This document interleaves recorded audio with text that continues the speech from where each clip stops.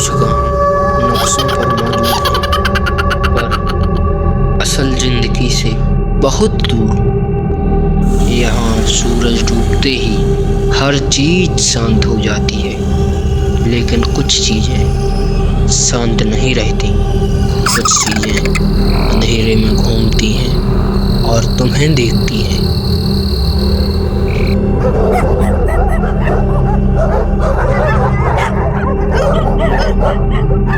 दादाजी, रात की बात कोई घर से बाहर क्यों नहीं निकलता?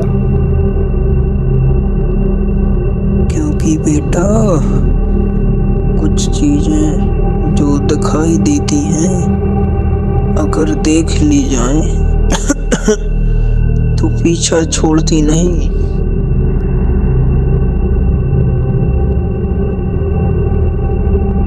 राहुल ने तय किया, सच जाने बिना पीछे नहीं हटेगा।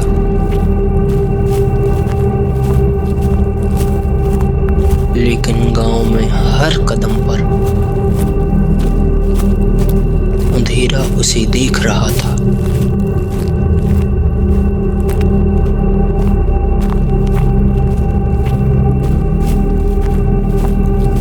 जैसे ही राहुल कुएं के पास पहुंचा, हवा बदल गई और कुछ उसे देख रहा था। कौन है वहां? दिखाओ।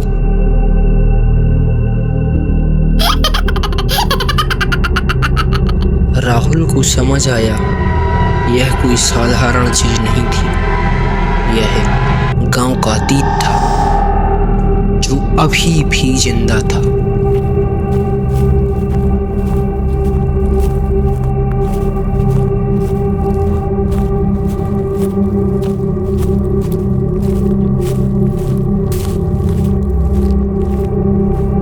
राहुल को निधि मिली, गांव की एक रहस्यमय लड़की जो अक्सर अतीत की बातें जानती थी।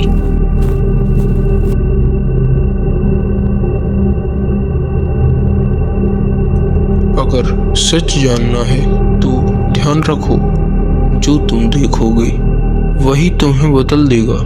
यह डायरी? हाँ, यही तुम्हें गांव की असली कहानी बताएगी। लेकिन सावधान रहो, कुछ चीजें यहाँ वैसी नहीं होती जैसी दिखती हैं।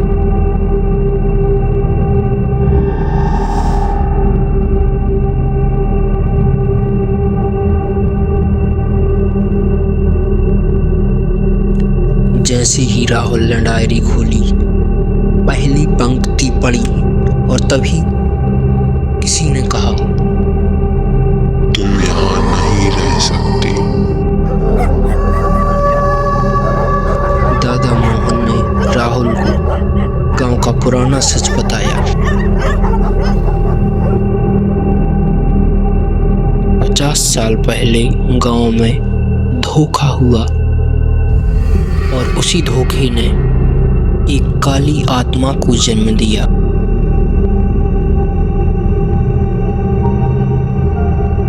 बेटा, यह आत्मा सिर्फ डर नहीं है, यह उन लोगों को देखती है जो सच्चाई जानना चाहते हैं। जो डरते हैं उसका पीछा कभी नहीं छोड़ती। तो हम उसे रोक सकते हैं।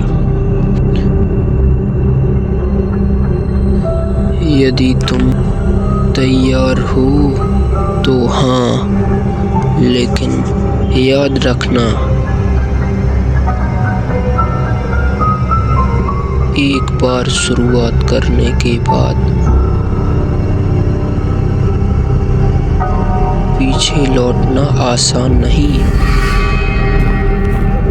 राहुल और निधि ने क्लूज ढूंढने शुरू किए। पुरानी डायरी में निशान, पुरानी मंदिर के पास छुपा कमरा,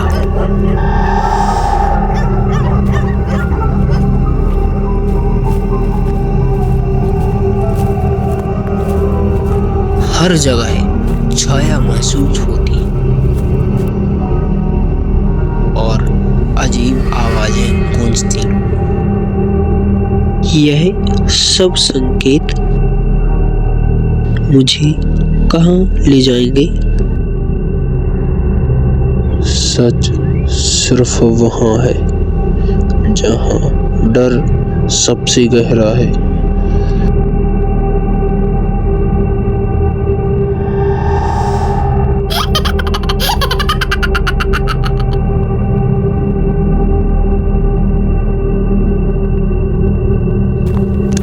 जैसे ही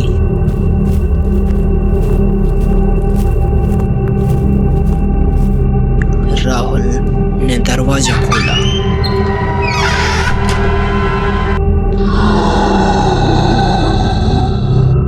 एक काली आकृति उसके सामने आई जिसका चेहरा अजीब और डरावना था। कौन? तुम कौन हो? तुम यहाँ नहीं रह सकते।